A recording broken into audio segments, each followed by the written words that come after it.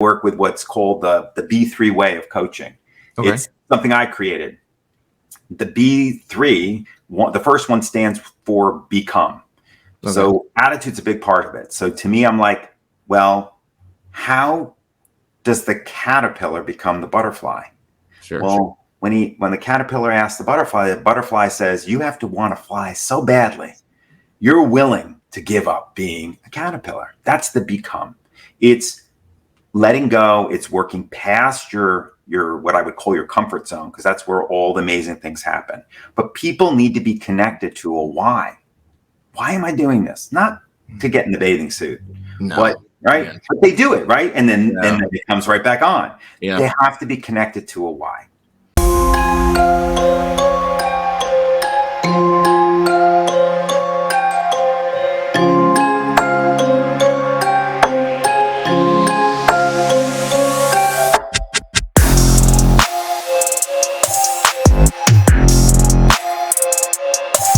Also, everybody, welcome back to another episode of It Is What It Is podcast. I'm your host, Cody Kelly. Look, I am super excited about this episode because we're going to get into some real cool stuff. We have an amazing author and talk about his new book. But before that, if you want to keep seeing amazing content, you know what you got to do. You got to subscribe to the YouTube channel at YouTube at CV. That is Cody Vernon space K, CV space K. Follow me on Instagram at CVMK33. Hey, go to the website for the best fitness supplements are. I got one with me today, Superpower. You know this is all in the market, www.cvmkglobal.store. Everything is CVMK Global, except TikTok. They wouldn't let me put global. They only let me put globe, so CVMK Globe. But where we are, please connect with us. Download, listen, share, like. With that being said, I have Evan Mestman here. We're going to talk about his new book. Evan, how are you doing today? I'm doing great. I'm so grateful for having you invite me to this podcast. So thank you. No problem. It is my honor. So like with any author, I always ask, the first question is why, right? Like, I would never like to assume that, I was just, stranded on an island. It was me and a beach volleyball and this came to my mind, right? Like, why did you write the book? And that's a great question because it was an organic process. Initially, I had written a book because back when I went to school, I got my master's in clinical nutrition. But I was my first client. I was heavy. And I got bullied as a kid. And I found a way to lose the weight the way I would look at it as one choice at a time. It was through habits, changing habits. I literally found a pamphlet from the American Heart Association, and it said 50 ways to lose your blubber. And back then, that was when Paul Simon's song was big, 50 ways to lose your lover. But it was awakening. It wasn't a diet. It wasn't a crazy exercise program. It was 50 different behavior modification techniques. And I started doing a few and I started seeing results, and it did more and more. And then my mom said, oh, I should be doing that. I was a teenager and I lost 50 pounds, transformed my life. But I didn't know I wanted to be a nutritionist till I was a senior in college. And getting to the point of why I wrote the book, I still didn't understand then what it was that helps people change for good, right? It's not about going on a diet. It's not about being a nutritionist. Nutritionist is a scientist, right? So I went and I learned as much as I could about pathophysiology, biochemistry, and also chemistry and nutrition. But I still felt after getting a master's, being a registered dietitian, being a diabetes educator, that I only had a few pieces of the puzzle. So I kept searching and learning. A lot of it has to do with attitude. So I started to build my process and I said, I need to share this because it's unique. Nobody else out there is doing it. So I think part of it was organically just for myself needing to know why. How did I help myself? And how can I help more people? Sure. So from your own personal experience, and you talked about, becoming a nutritionist, you talked about the educational attainment. Is there, the disconnect, because obviously nutritionists are needed, and it's a word that is heard, but I guess like for whatever reason, I call it the hierarchy of medicine, right? Like if you are a doctor, you know, you become like a titan or something, like you're this heralded figure, right? And but there's so many different levels of support to this position, and this position only encompasses a specific niche that kind of get overshadowed, right? Like a doctor usually is not a nutritionist. They're not going to talk to you about, you know, macros and micros and things of that nature. So the nutritionist kind of falls into this subculture, subset of values, right? Subgrouping, you know, that really aligns with like a personal trainer. So now, as Yeah.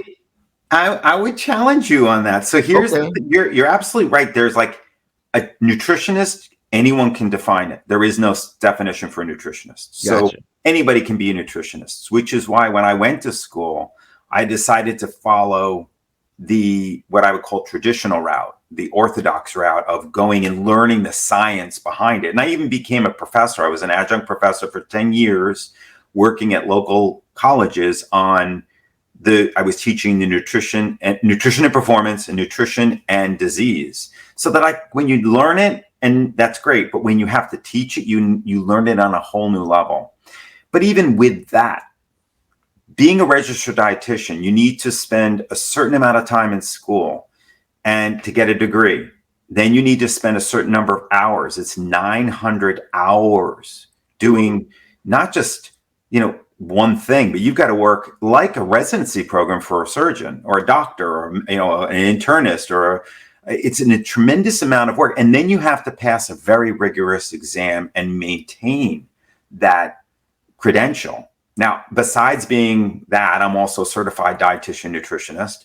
Being a certified diabetes educator, I did that for 15 years, went through the certification process, but I'm a diabetes educator, but certification requires also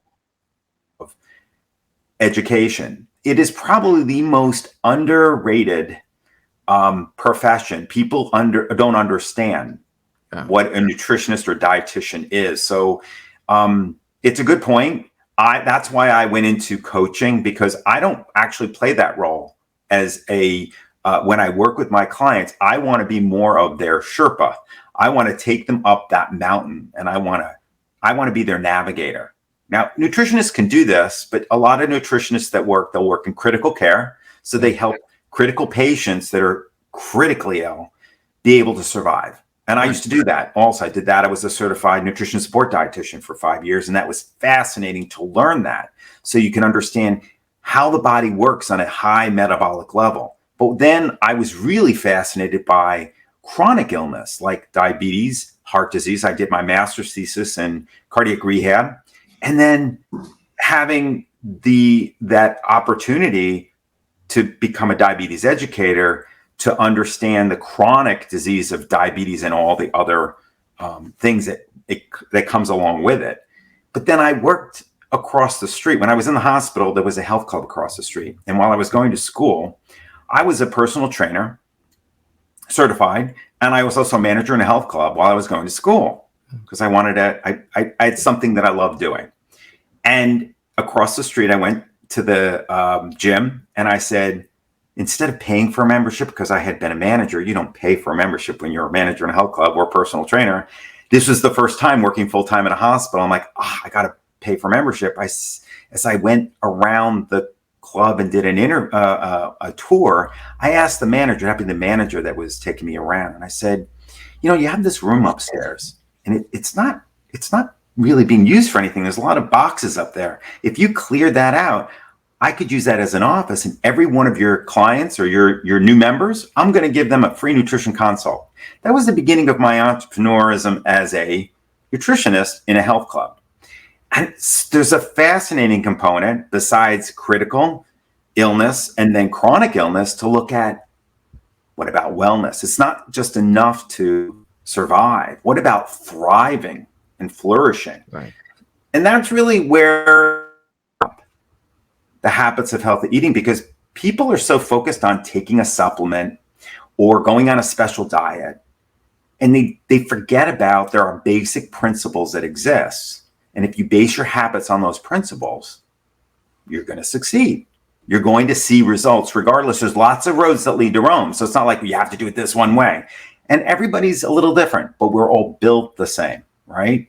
So that was really where, to me, I find that people get lost with so many different programs and so many different diets that are out there. I'm like, why not get back to the basics? Why not? Because nobody knows what the basics are.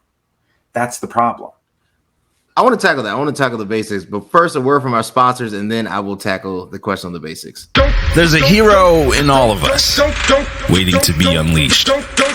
All it takes is just that one last push.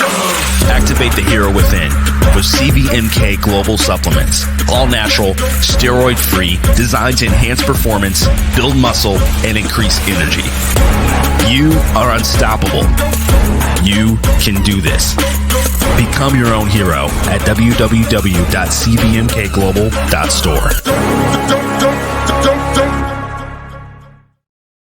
Awesome, man, we're back. Look, you wrote, this is a very interesting quote, and I've been thinking about this when I came across it, and this kind of stood out to me. You know, when you skim through, I call it, you get the college eye, and basically you have to read, you know, all the best authors in the world in a 6-week time. So a lot of your reading is basically, you know, pinpointing words, you know, things that kind of pop up. You said eating has become a recreational sport. In America, you can always find an excuse to eat popcorn and candy at the movies, going to dinner with friends, indulging at a wedding smorgasbord, grieving with a loved ones over cake and coffee at a funeral. And even while you're reading this book, food should be enjoyed. That's why we have taste buds with Americans don't always think about the consequences of their eating habits. I agree. Here's my pushback, though, because it's, I think, perspective. I do agree that if there is a culture that abuses food, it's the American culture, because we make food sexy. We make food entertaining. We have food contests. You go on Netflix, there's a new food show that pops up every Netflix episode. Nailed it, you know, cupcakes. I mean, like, we make it a whole Olympic event. So we do. I understand that. But I also think that the complexity with the American diet has to be, I think the foundation of it is really economics, right? Like, the reason that you have, to me, extremes. So you have the food is everything, food solves all, but it's the quality of food, what we're putting into our body, really stems. I'm not, and I tell anybody, I'm not a nutritionist. I don't know. I did write a paper one time in college, because that's what they make you do, is they write, and somehow they gauge intelligence off your ability to comprehend a sentence. So I wrote a paper on the color of obesity, and I said, if you examine, you know, BMI patterns, it is more related to poverty. And not that wealthier individuals don't have eating challenges or improper diets or abuse foods. But if you look at the largest sample size, I would say that really a sign of obesity is tied to economics. What are your thoughts on that? And that we could talk the whole session about that. So part of the problem is there are deserts out there in impoverished areas where people who live where they're the working class, they don't have access to fresh fruits and vegetables. The convenience foods, I mean, think about it. A gallon of gasoline is not that much money, right? But you then go buy like chicken, and chicken for a family of 5 would cost more than putting a gallon of gasoline in your car. It just doesn't make sense that we don't have access to healthy food. What people, though, that are in those deserts, they're also not educated. I'll give you an example of what I use for when I try to teach this paradigm. We are the only organism in the world that goes on a diet. Yes. There's a reason for that, because there's so much processed foods. And when you look back at when we started to increase in obesity and heart disease, diabetes, was back in the 1900s, in the middle of the century, because there was recommendations that cholesterol was the culprit, that fat and saturated fat was the culprit. Now, it's a piece of the puzzle, but it is so much more complicated than that. But because that information came out, the guidelines ended up saying, let's produce lower fat foods. And the lower fat foods, because of the food industry wants to make money, weren't just saying, let's eat an apple or a banana because there's no fat in those, or virtually none. No, let's make a fat-free something that's loaded with sugar and loaded with ingredients you cannot pronounce. What I call low quality calorie foods. Now, that's a basic principle. The more quality that you eat of food, the healthier you're going to be. So the first thing I teach all of my clients, whether they're 6 or 90, which I've had 6-year-olds and I've had 90-year-olds, is to eat more quality calories. Now, what's a quality calorie? It's a food that has the most nutrition with the least amount of calories. It's just nutrient density, but it's just a sexy way of saying it, right? It's just, it makes it a little more accessible. Same thing back in the 70s and 80s and 90s. They started then, well, how are we going to teach people? They created this food pyramid. Remember the food pyramid? I remember. Nobody eats from a pyramid. Do you put a pyramid on your plate? No, they eat from a plate. So I designed something called Round Your Plate back in the 90s. And now that's part of the USDA. They use that. Now, I don't know if they're using mine, but I had a lot of students that went through my program through being a preceptor for many schools for 10 years and taught them this, rounding the plate. And it's in here. But the idea is that people eat from a plate.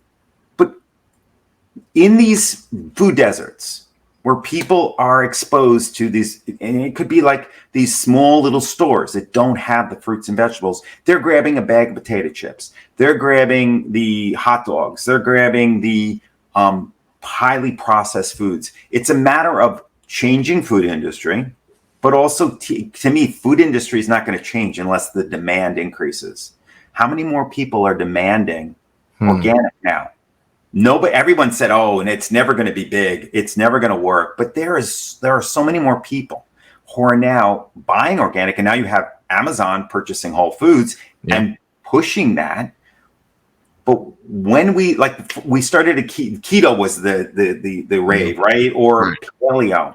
Now, we used to be a great program for people because back when it first came out, I don't know, 5 years ago, there was no products out there from any kind of industry.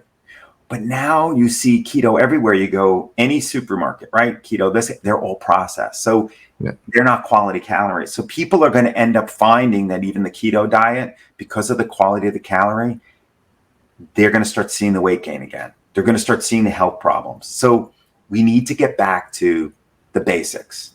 You ever see a bird so fat he can't fly? Yeah, Chicago. I see them all the time. No, you know. They can fly. They might be a little big, the pigeons, but they can fly. Pigeons. The squirrel so fat he can't put his claws around a tree trunk.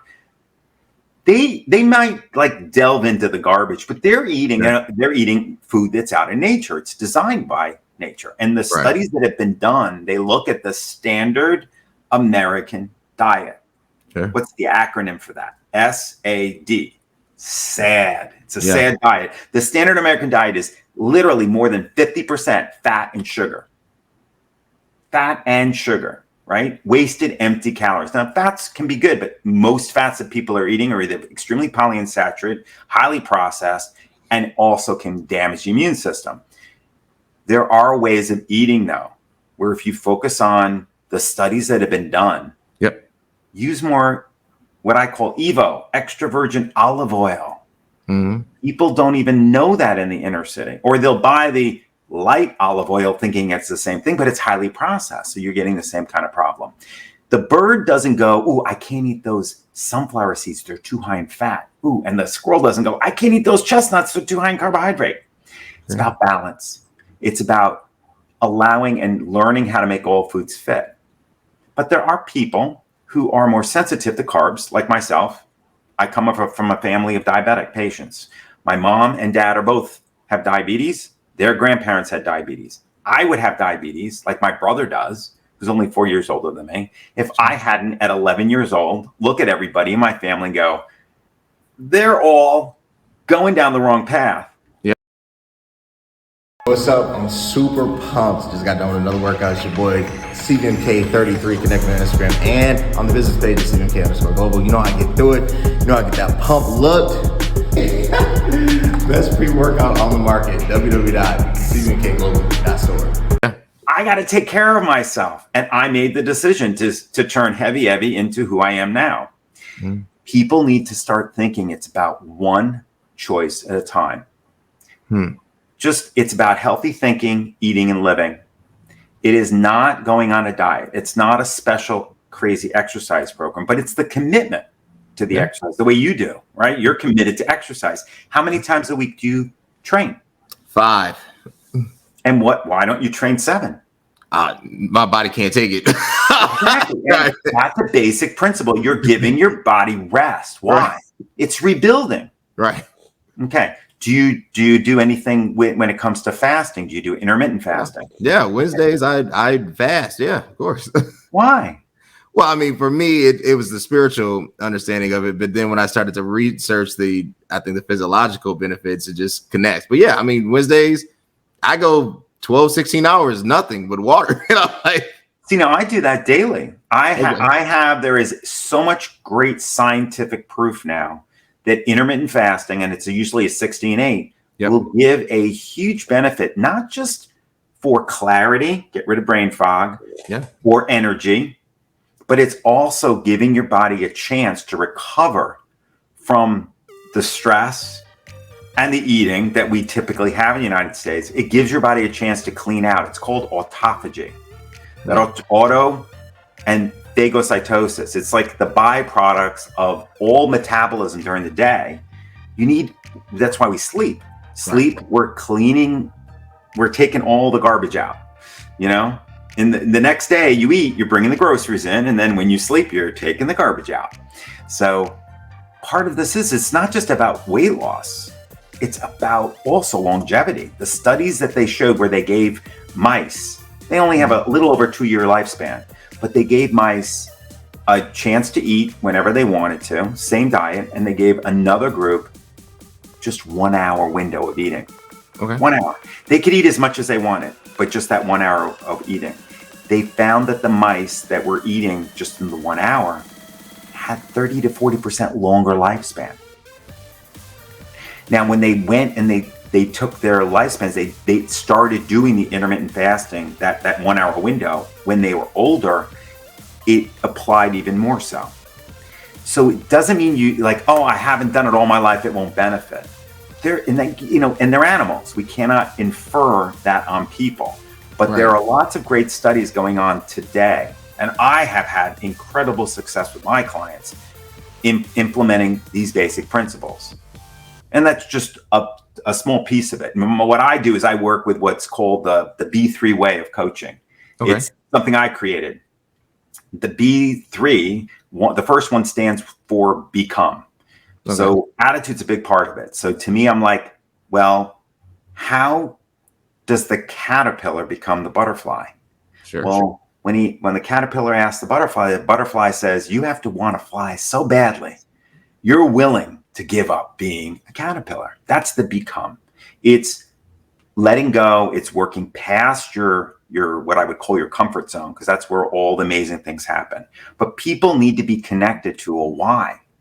Why am I doing this? Not to get in the bathing suit, but right? Yeah. But they do it, right? And then it comes right back on. Yeah. They have to be connected to a why. And then the second B is be strong. Well, Carol Dweck did lots of studies on growth mindset. Growth mindset is an incredible component of attitude that's so important to seeing change. So I work on grit, resilience. And then with the third one is be grateful. Gratitude changes everything. It gets people focused in the precious present.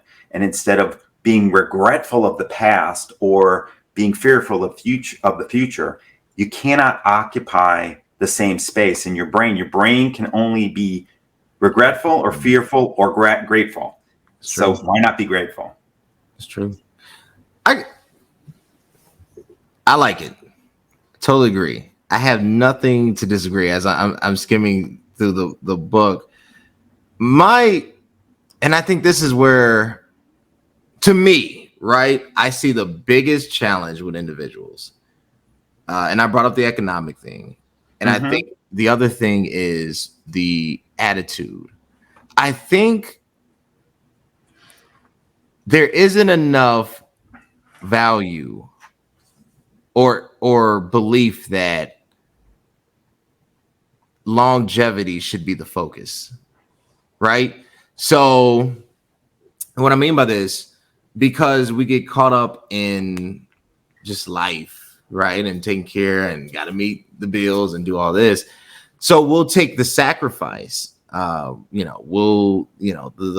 single mom will work the 2 jobs, to put food on the table, neglect, the need for optimal nutrition, neglect all these other things that are going to produce this higher quality of life for these temporal gains. And for me, I think the hardest thing to convey is that A, they matter, you matter, but B, that there's actually a system out there that will allow people to thrive. And this is what I really wanted to get to in my question. Last question. I'm not a conspiracy theorist. I think that's paranoia, but I do think there isn't enough focus. Like Evan, you have all this experience, the education, you worked in this clinic, you've done this, and this, but yet medicine or, the big pharmaceutical companies, they have their armory, and then they don't talk unless it's absolutely critical, unless that person is at the last stage. And then you have a federal system that, doesn't understand, okay, great, human beings need this. They need time to actually recover. Like, I would like to say, this is just me thinking out loud. I have these same kind of questions that I've asked, but I will tell you, I will challenge your paradigm. Yeah. And I used to feel similarly, and that's why I've always been searching for the truth. I mean, I felt like I had pieces of the puzzle, a few, and I feel like I have a lot more pieces now than I did 30 years ago. Yeah. But there's millions of pieces out there. But here's what's wonderful. Okay. Social media has made the world smaller.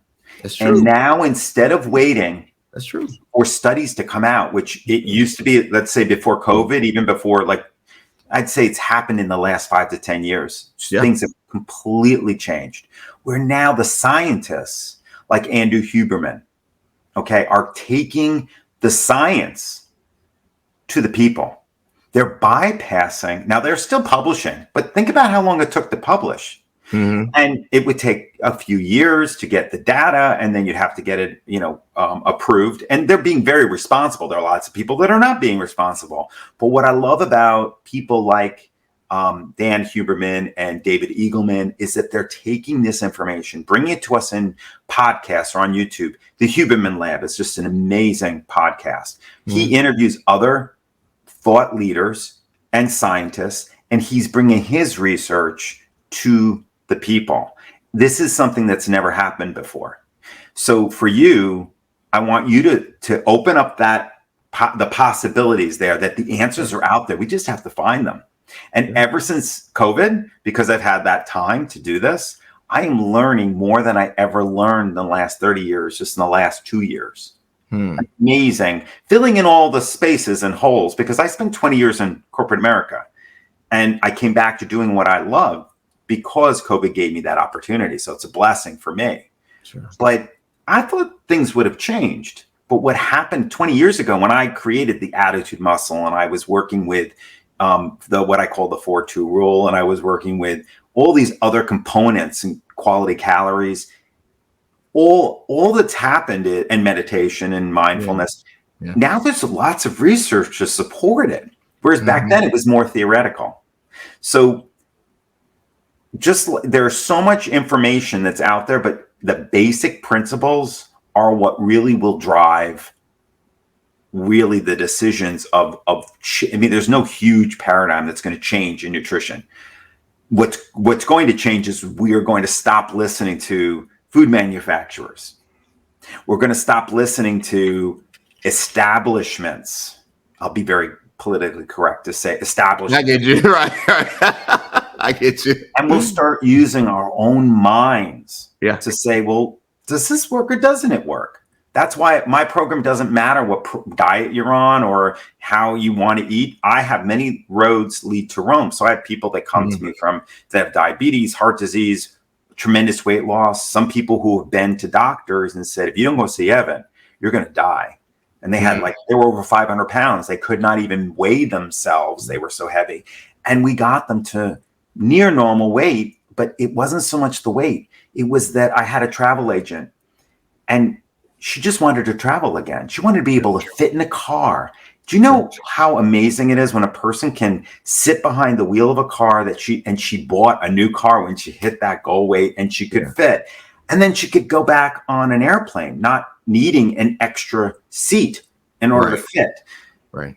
There are so many things we take for granted. I mean, you work out in a gym, right? Yeah. How many people that walk into that gym are so self-conscious about how they're working out, what they look like? We take it for granted. It's this way. It's really attitude plays such a huge role in whether people are successful or not. That's why it's so important to have a coach, because a coach is going to get you there faster. If you have a weed in a garden, I'm a gardener. I love to garden. I use a lot of gardening analogies. You can pull the weed out with your hand, but sometimes what'll happen most times is you won't get the root and it'll just grow back and probably bigger and worse. But at least you pulled the weed out. But if you use a tool, you can get to the root and you can pull it out and it's not going to come back. That's really what people have to work on, is to understand that in eating is a symptom, that disordered eating or overeating or having these chronic diseases or not being able to exercise or manage any of these, it's a symptom of an underlying issue, which is what I love to work with people on, to say, listen, it's just one choice at a time. How hard can it be one choice at a time? That's it. One choice at a time. Look, I love it. I want to appreciate my guests. Evan, where can they connect with you? Where can they buy the book? Where can they support you, follow you, and just, get all that good stuff? Well, I am for the first 30 of your readers, I'm going to give you a link and we can put it in there where they can get the first chapter at no charge. They can get it on Amazon. Just put my name, Evan Mestman. You can see it at the bottom of the screen there, Evan Mestman, and on Amazon, and it will come up, The Habits of Healthy Eating. And they can find me on my website at Pro Attitudes, one word. You can see it also there, proattitudes.com. I have 2 Facebook groups. You can find me at B3 Pro Attitudes on Instagram and Facebook. I do a Facebook Live every week at 1 o'clock to give you a little taste of living the B3 way. I have a private Facebook group there. And because I'm the Chief Gratitude Officer for Pro Attitudes, I have a daily gratitude Facebook group also that's private, but people can ask to join. Anyone can join if they want to. And I can provide you with all those links. I also write daily on LinkedIn because I'm targeting CEOs, VPs, and senior executives because I can relate. I was in senior leadership, working in corporate America, in sales management, then senior leadership. It was an experience that I loved, but it sucks the joy out of everything. It's a monster. But it doesn't have to be. I think that, Simon Sinek, I love Simon Sinek because he talks about starting with why, but I was pulling out my stuff that I worked on over 30 years ago. And I had a quote in it from when I was working in a wellness company. And it was, we start with your why. So I say to people, I'm the Simon Sinek of nutrition. I like it. Y'all connect with Evan. Go to the website at proattitudes.com. Hit him up on the Facebook. Follow him on LinkedIn. Buy the book. All you got to do is type in the name. The search results will pop out. Buy the book. Reach out and say, Evan, I did what you do. It starts with attitude. Attitude is gratitude. And connect and live your best life with one choice at a time. I want to appreciate my guests. I want to appreciate everybody that watched this. Look, subscribe, YouTube, CV Space K, Instagram, CVMK33, and on the business page at CVMK_global. And you know where to buy the stuff, CVMKglobal.store. I look forward to connecting with you. And until next time, guys, thanks.